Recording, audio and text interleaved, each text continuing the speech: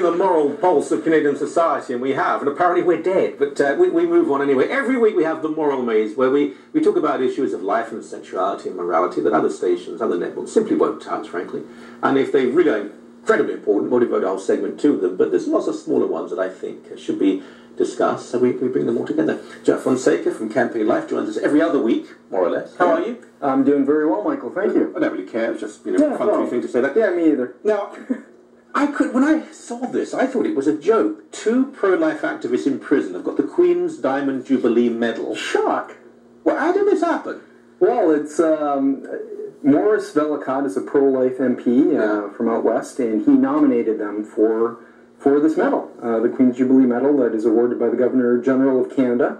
And somehow it was accepted, and they've been awarded those medals. Now, there were thousands of these given out within, certainly hundreds. 60,000. 60,000. And that number corresponds to the Queen's 60th anniversary. Right, she's not 60,000. So 60,000 were given out. Yeah. The fact that I didn't get one says a great deal. But both of these women are in prison because they've broken the law, as I suppose Martin Luther King and Gandhi did. They've gone into abortion clinics, and they have done terrible things like saying, here's a flower, or we can help you if you want help.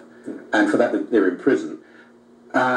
They shouldn't be in prison, and most people, even if they're pro-abortion, would agree they shouldn't be in prison. But I'm just stunned that no one at any point, because abortion is the issue, don't go there, said, oh, we can't give one to this person. Yeah, but it's wonderful that they did, because just a few years ago there was tremendous outrage over Henry Morgentaler, the arch-abortionist, the father of abortion in Canada, was awarded the highest civilian honor in Canada, the Order of Canada medal. And so this is very nice that it was awarded to women who actually save lives and save babies, not kill them. Yeah. When we describe Morgentaler as the father of abortion, we should also say the father of his own income. He's a very wealthy man. He could be a family doctor doing wonderful work, often quite mundane and boring work, but instead he chose to kill lots of children and has made a huge amount of money and become famous.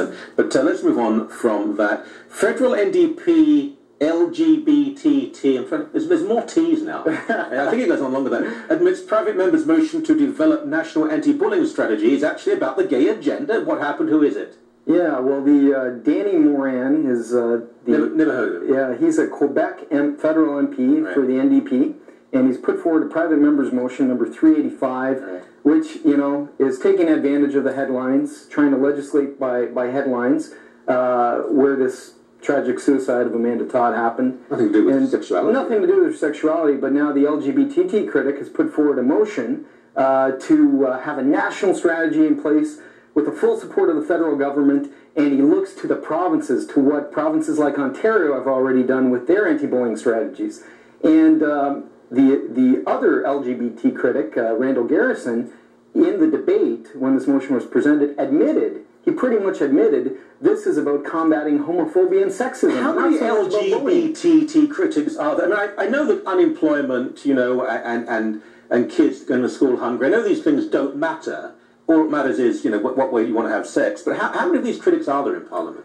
Well, I don't know. I guess the NDP has a whole bunch of them. I think it wasn't the same guy who was drunk on the plane. That's just been announced earlier today. No, I don't even know that story. But well, it's the same author of the bathroom bill, the transgender bathroom bill that is going to grant a legal right to men who identify as women to use girls' bathrooms. Okay. So, it's a gay agenda, and unfortunately they're going to use it to duplicate what Dalton McGuinty has done and spread the acceptance of homosexuality across all of Canada. Ottawa fertility clinic doctor faces license revocation after allegedly inseminating women with the wrong sperm, possibly his own. Well, he was a giving man, he was giving. Yeah, well, he gave too much, and allegedly there was suspicion that it was his own. So he's a renowned Ottawa fertility specialist. I thought I read about this some time ago.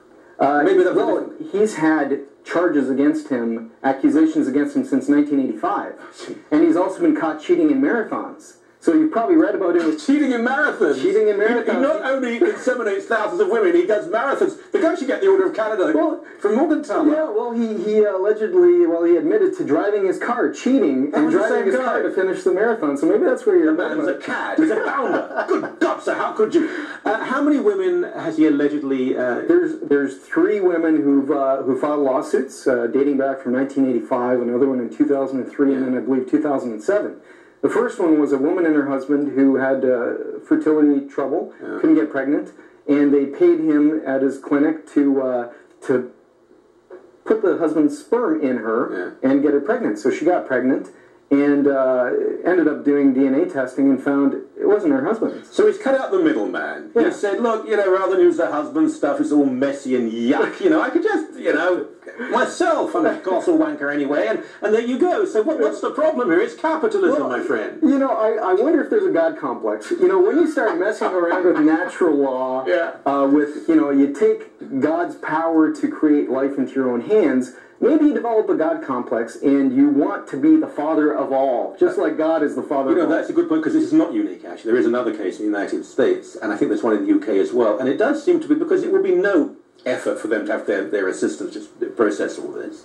It's saying, I want to be in charge. I want many versions of me out there. It's something quite sinister. Yeah, and it may be very seductive to have that kind of power, that power that God has in your own hands. Very briefly, only a minute left. The debate tonight, Romney betraying his pro-life position.